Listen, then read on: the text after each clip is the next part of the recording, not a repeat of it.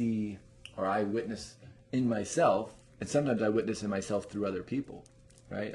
I've viewed this through other people and go, oh, I think I know what that feels like. I think I know where they're at, because I understand that experience of walking around like Eeyore all day, and maybe even having a teacher or that almost reinforced my negative feelings by making me feel like I need to do more work.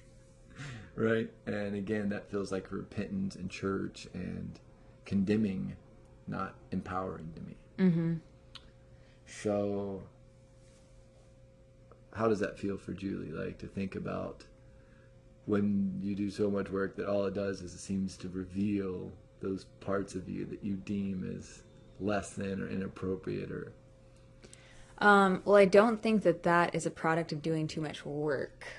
I think that's a product of self-criticism and judgment. It's interesting because, for example, there were a time in my life, I would say maybe in my 20s, where I didn't do really any type of emotional work or spiritual work. And I thought pretty highly of myself. I didn't really second guess myself. I actually took charge a lot. In some ways, I think I got more things done in my life. And then I feel like I started doing a certain level of work, Louise L. Hay work. And at first it was like exciting to me. And I was like, oh, this is new. And wow, it allowed me to feel like I had something I could do that I didn't have to swallow my emotions as a man.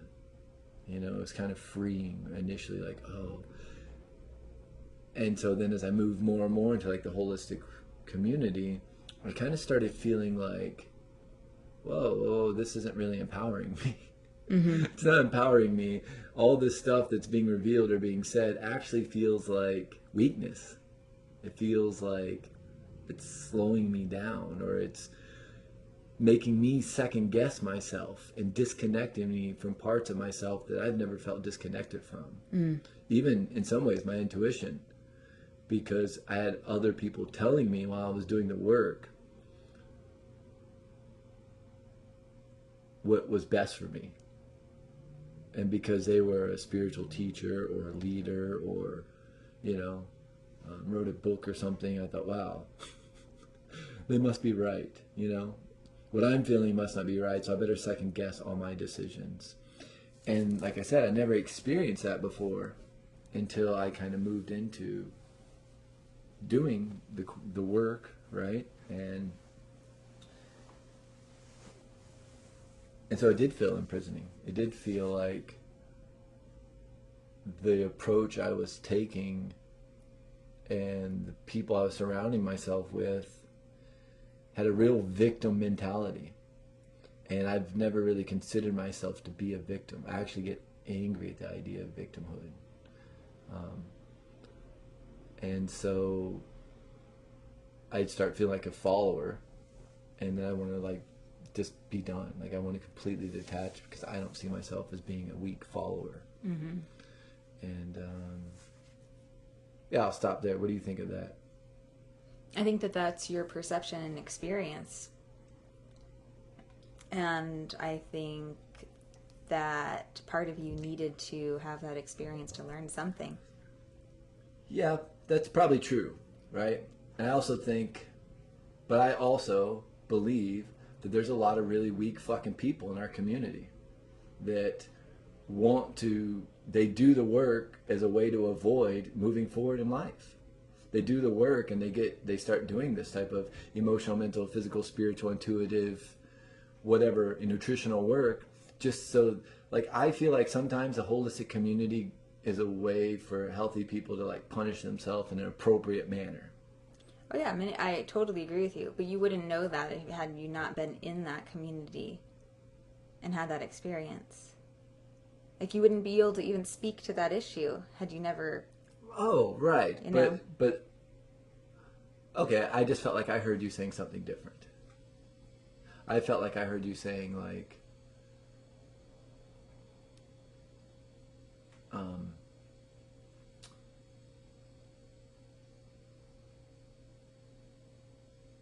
I guess what I thought I heard you say was that was my perception of something that didn't really happen, or that didn't I'm really just saying go on. that was your experience. I mean, I think we've been in the same and similar communities, and we see both.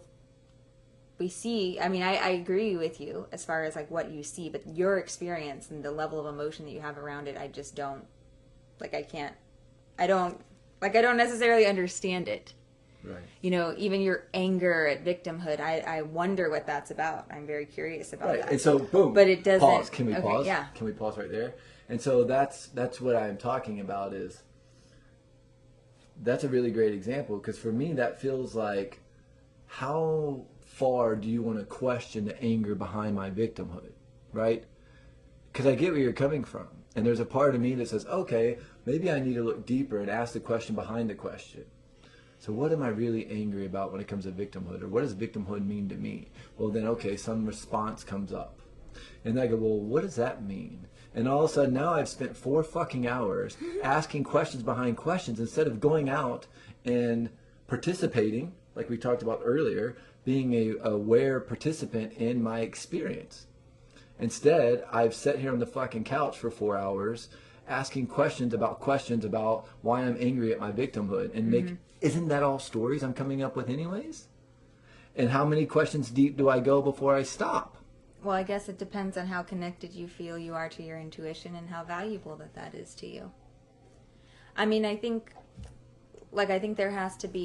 really do think there has to be a balance. And in what you're saying, parts of me hear that you glorify being out there doing stuff as being a greater thing, as being more positive, as being more empowering than sitting on the couch contemplating something for 4 hours. And that's what I'm hearing from you. What I personally feel is that there really does need to be a balance. I feel that introspection is absolutely imperative. I feel that quietness and stillness and asking questions or not asking questions is really, really important, and just as important as being out there and projecting yourself into the world and participating more actively. If that makes sense. It makes a lot of sense, and I don't disagree with your ideas. I think I sit around a lot. I spend a lot of time in introspection. I would say I spend more time in my actual mind than I do in the world. Mm-hmm. How many times a day do you catch me having a conversation out loud with myself? I mean, 5, 10, 15 times a day. Mm-hmm. I mean, so I'm not saying there's not value to introspection and reflection and asking those questions behind the question. My point, I guess, is when do you stop asking questions and take the answers and apply them forward? I think immediately. Immediately, right. I agree with you. I would say as soon as you come up with something that intuitively feels like, oh, that's probably what it is. Now I can put that in my toolbox and I can move forward into creation. Right. And so I guess what my point is, I don't think the problem is the work. I don't think the problem, because if you're I don't want to call it the work. I don't think the problem is your participation with what arises. So what do you think the problem is? I think the problem is our perception of what that means. I think that the problem lies in, am I doing this because I have a belief about myself? Like a fundamental belief about myself that is disempowering. And so I'm putting myself into this loop of, I need to do all these different practices. I need to do all these different little things, these rituals, these self-help exercises in order to be a better human. I think that that's fundamentally from a place of disempowerment. If you fundamentally believe that you're not good enough and that you have to do something in order to be different, that you have to do something in order to be better, in order to be more correct, I think that that's coming from a place of judgment, of self-judgment, and that right there is the problem. And until you start addressing your belief about yourself and why you even want to do this work to begin with, why you even want to practice at all, I think that right there is what determines whether or not whether it's empowering or disempowering. I still think there's an environmental and community aspect to it that makes it so that you get around these individuals and these people and these groups, and a sense of correctness is created. Well, I mean, I guess I'm talking from a personal viewpoint. I'm not talking from a group mindset. If you're in a group that you feel is fundamentally disempowering, then don't be in that group anymore. Like, stop it. And I mean, I think that I agree with you. I think there are a lot of groups where you have like the leader, the guru, where it's like everything that he says is, in the infallible word. That's a problem. But I also think I